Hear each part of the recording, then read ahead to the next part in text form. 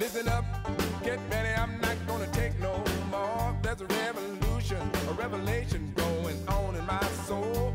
Buckle up, get ready, we're not gonna sit back. Welcome back, all you citizens of the world. We're here with another interview for the March 23rd presentation of Live from the Heartland show. And the next guest is someone I've known for all of his life. I remember as a young fella, he was playing a guitar. He had it around his neck and was playing everywhere he went. And then one morning he said to me, "Hey, Dad, check this out." And he played Burning Ring of Fire. And that's when I had a sense that something was going on here. I've got a lot of musical people in my family, but Cadien Lake James, my youngest son, has been a full-time musician since before we took him to college, and then they left very shortly thereafter. Let me present to all of you the one and only Cadien Lake James. Good afternoon to you.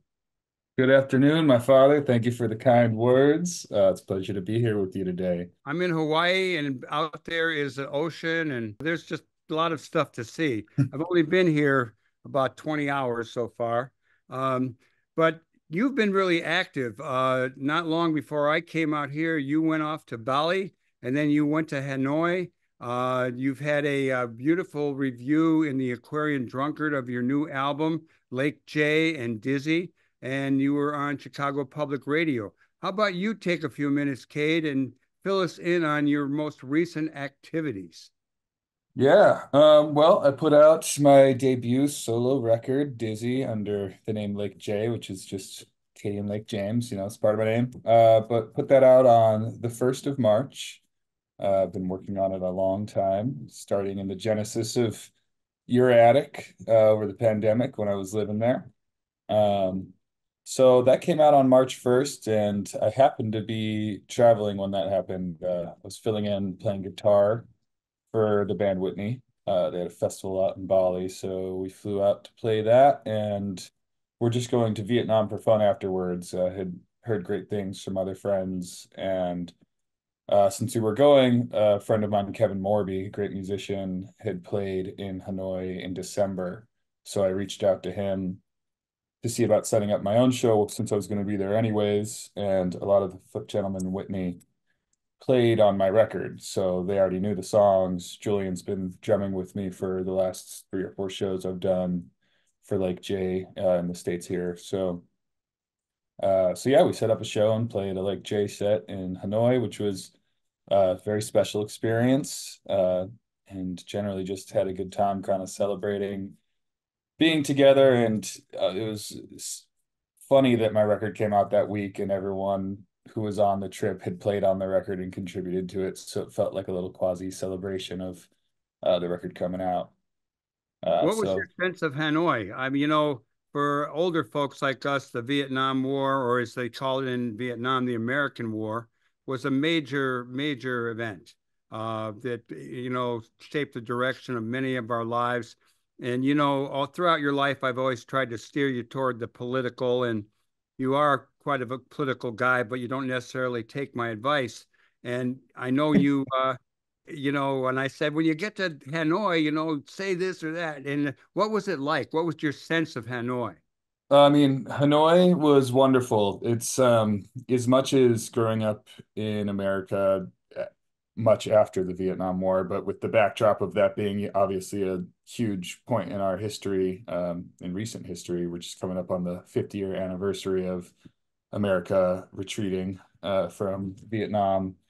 Obviously we all think about that, but it was pretty cool being there and realizing like it doesn't come across as a big deal to people there. I feel like the context of the Vietnam War, I think largely because they kicked our ass, is the sense there. It's like, obviously it was terrible and awful what America did invading Vietnam. But, when we learn about it in school and, just in media here in America, we do get the sense that we learn about how much of a point of contention it was in politics and in radical activism up against the war. But I don't feel like it's ever really hammered home to me how much we just entirely lost that war. So that was interesting being in Vietnam and kind of getting a better sense for that, and not feeling like, them judging Americans visiting, probably not as big a deal for them because they're like, it's a point of pride that they won, which is pretty cool. Yeah, let's go back to music. Yeah. You've had a lot of incarnations. I watched you grow up. You've been a guest on this show at various stages in your life with different groups. I remember when you and Hal, our engineer, family affair here today, had a little group called Teenage Dream. I remember when you produced a show at the No Exit with a band, I think, called Friends. You've played with other people. Friend. You went on. The music actually started in our basement, what we call a James Fort, with a group called Twin Peaks, which achieved quite a bit of notoriety. How about you giving us a little bit of your musical history leading up to your most recent project with Dizzy, the new album by you under the name Lake J? Yeah, I mean, I started playing music as a high schooler, or before that really, but more regularly as a high schooler. My first bands were with Big Brother Hal, Hello Behind the Curtain Hal. Um, and I started playing with the guys in Twin Peaks in what was originally called Friend when we were 15, maybe something like that, sophomore, juniors in high school. And come going to college, we all did a semester and dropped out and got a record deal and started touring. And much of the first half of my 20s was uh, totally revolved around that band and commitment to that band. And it was really a special and beautiful thing to get to do in my early 20s. I feel like forever eternally grateful that I got to travel so much, focus on art, pursue creativity, spend time with loved ones, and collaborate with loved ones. It was really a special thing that we got to do with Twin Peaks, that I'm super grateful for. And we did it really hard. We toured at least 6 months of the year, if not up to 9 months of the year, pretty much 2013 until the pandemic. So it was pretty brutal schedule, but it was pretty awesome things we did with that schedule. But pandemic came and we were all totally cashed and had, just burned 5, 6, 7 years of our lives on the road and kind of going nonstop, being in a rock and roll band, which was cool. So we decided to take a break indefinitely during the pandemic, which still going on. No plans to get back to it, but art and music is a part of all our lives. Connor's played some of the Lake J shows with me. Colin played all over my record. He's playing in the band Whitney. He's playing with Kevin Morby. Clay put out a great record under the name Hazel City, and Jack's played a couple shows with some friends too, and I know he still writes songs. So everyone's still making music, and myself spent most of the time since the pandemic working on this record, Lake J Dizzy, which was really fun and freeing. It's honestly been a really wonderful evolution of my musical journey as I'm on the air date here, March 23rd, turning 30. So it's been really cool getting to focus on making music for myself without any expectations about what it's meant to do for me, or any pressure for people liking it. It's just something I do because I can't help but to write songs, and it makes me feel good to spend times making little sonic worlds, So it's been a cool transition.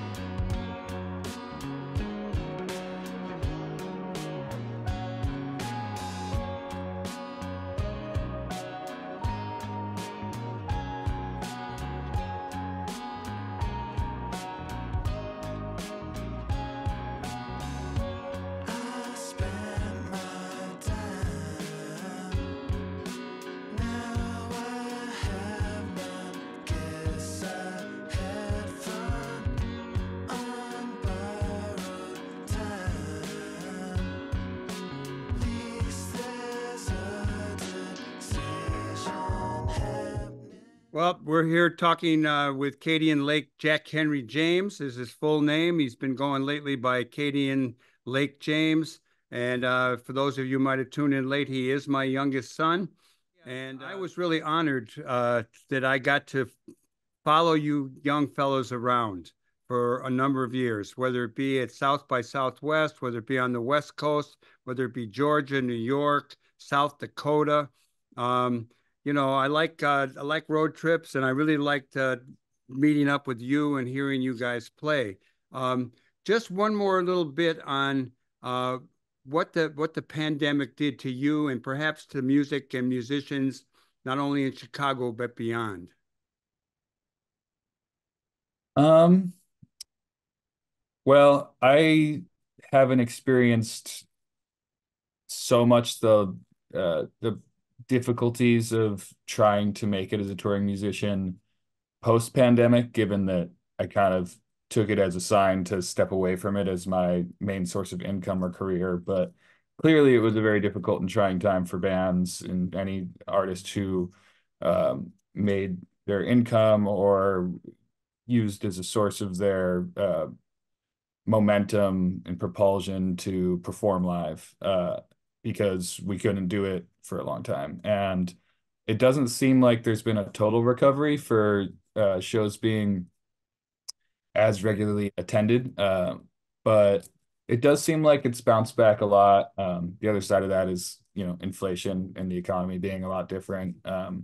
And show prices and paying for music is continually devalued to people, as we have things like Spotify that streaming services kind of make music feel totally accessible to everyone, which is on the one hand a really awesome thing, but everyone's very used to being able to listen to whatever they want at a very small price point. So when they're asked to pay for music or access to music, it's something they're conditioned not to do anymore. Whereas back in the day, if you wanted to hear the record, you had to buy the record.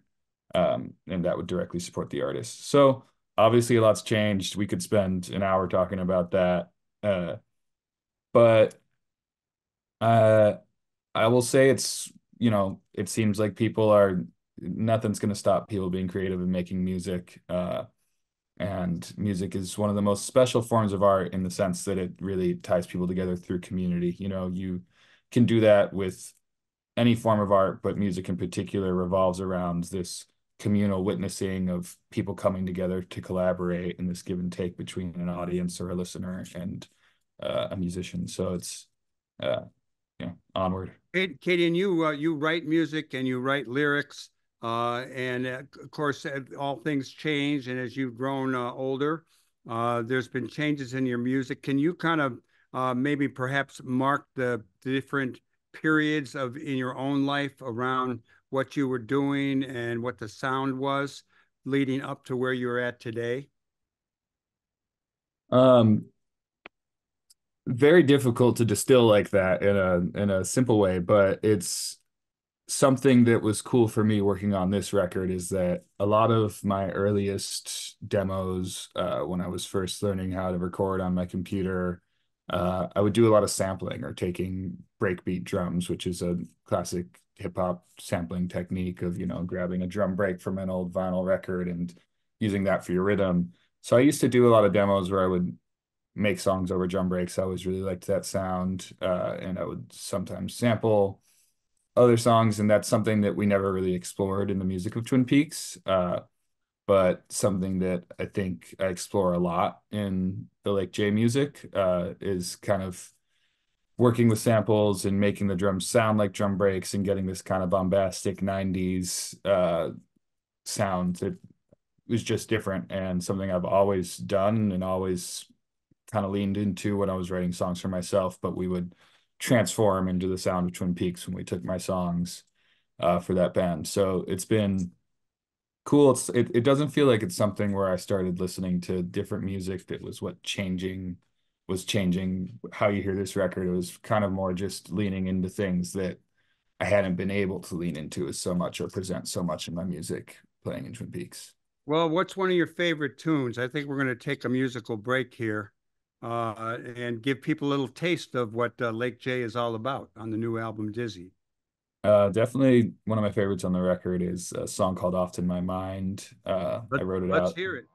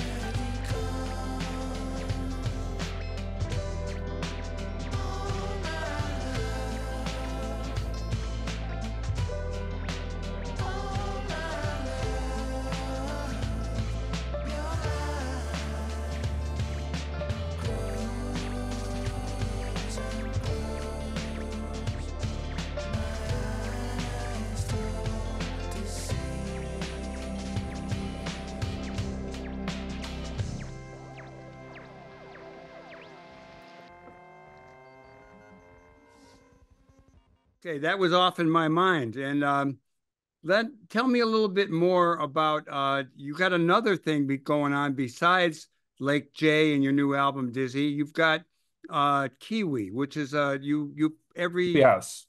tell me what that's about. I hear it. Yeah, your mom is playing it, and you're on the internet, and I'm listening to another version of Cadien Lake James's music. Yeah, Kiwi House is for the deep heads. That's some very odd music. It's I have a monthly radio show called Kiwi House that's aired on a internet radio station at beloved.wtf.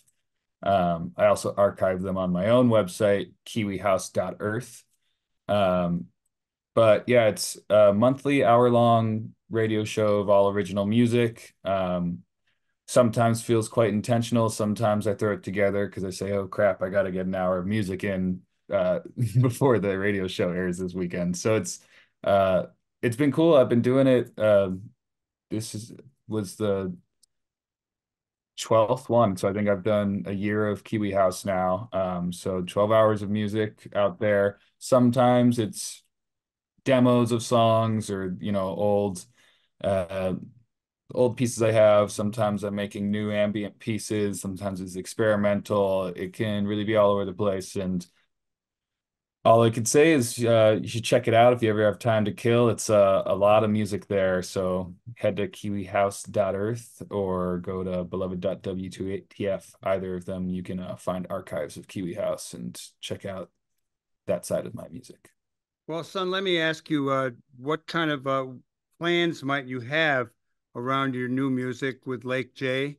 Now that Dizzy is out, and I know the album, I know people have been buying it, although it's not delivered yet. And tell us a little bit about where that's going and maybe kind of your hopes for the future. Yeah. So the record's been out 3 weeks now. I have a vinyl pre-order out. You can buy it digitally. Very much looking forward to the vinyl, but it'll not ship till the end of 2024 at the earliest. That's just how it can go sometimes. But I've been really glad to share music again and have it out there. And I don't have a ton of plans. I'm looking forward to making more music. Working on another record, going to continue doing Kiwi House. And whenever there's cool opportunities to play shows with people whose music I love or in a cool location, I'll do them as it sounds fun to me, but kind of moved on to a new era of music in my life where it's more of a hobby and something I do because I really enjoy it and not something I feel like I have to promote or have to do XYZ uh for, so just living, making music, enjoying life, and onward. And I did see you had a show a few weeks back at the Empty Bottle, Mhm. and there was someone you else performing on the bill, and that person I believe was also on your album. You want to tell us about the Yeah. show? Yuma Abe is awesome Japanese artist. I found out about his record because my favorite artist of all time, Hiromi Hosono of Yellow Magic Orchestra fame, Japanese artist, he mixed Yuma's first record and all of his other records too now. But found out about Yuma and we had connected over Instagram and became friends. And when I was working on my record, I asked him if he wanted to sing something on it because I had some space for something and just thought it'd be fun and cool. And he did and added a wonderful part to the song 10 to the Day. Um, and so I saw he was playing Chicago, and I reached out to see if I could play the show with him so we could finally meet in person. And it was really, really wonderful show. It was great to, that was the first time I was playing Lake J music with people having heard any of the songs recorded. I just released the first single that week. So it was a fun experience, and people were perhaps a little more engaged than the first couple of times I played all these songs no one had heard with no way to listen to them afterwards. Well, as someone who really put in 8 years on the road, still a young guy, and is still active, went through various incarnations. Do you have any advice to younger musicians? Um, just just play a lot. It's I think the most important thing with music is that you're doing it for the right reasons. And uh as with any art, it's like it can get muddied up when you are doing it because you want to be successful doing it. That's a recipe in life for disappointment or pressure. And the best art comes from joy. Uh, I really believe that. Or, it can be sadness, but it comes from emotion, not from a goal. Um, so I'd say, just if music makes you feel good and you desire to make music and to connect with yourself or other people through the medium of music, do it as much as you can. Play your instrument as much as you can, play with other people, uh, explore. That's just life in general though. Just follow emotion, I would say. Well, son, it's always good to talk to you. Sometimes I don't see you as often as I like, but you always uh, you always make me happy when I chat with you about what's going on. All power to the people. That comes at the end of the show, but that Yeah, works but too. I said it right now. You're the guy, son. And I'm not going to be there for your birthday, so I'm wishing you a very happy birthday. How old are you going to be now? 30 years old. Happy birthday, Katie, and I'm so glad you came on the show.